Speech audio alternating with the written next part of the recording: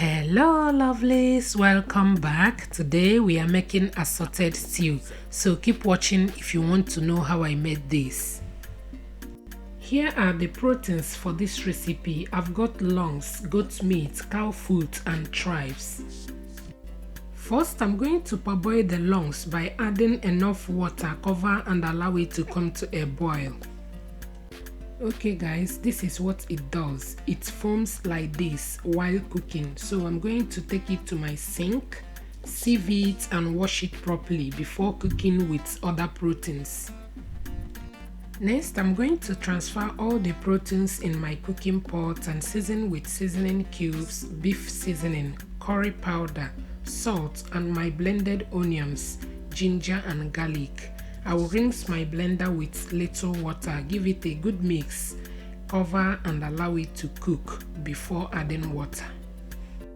At this time, I will add enough water, cover and allow it to cook properly.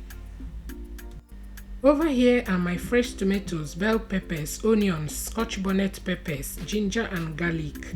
Next, I will cut the tomatoes open and take out the seed from red bell peppers and tatashe. I will cut the onions. Next, I will transfer in my cooking pot and allow it to parboil. This method will reduce our frying time and it will give us thick stew without using tomato paste.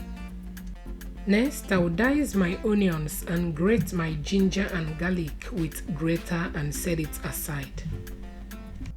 At this time, the proteins are ready. I'm going to take out the beef and fry it. You can grill if you wish.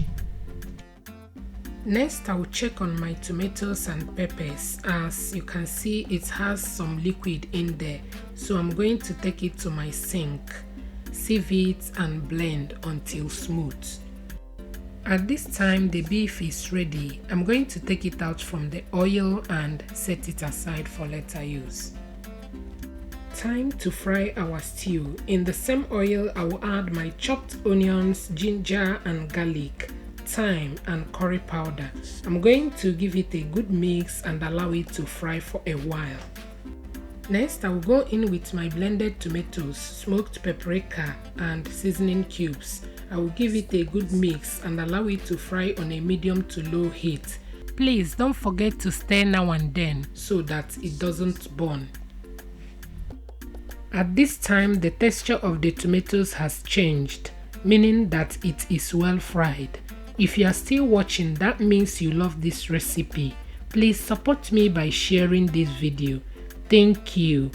Next, I will go in with the proteins as well as the stock. I will give it a good mix and allow it to cook for 5 to 7 minutes on a low heat.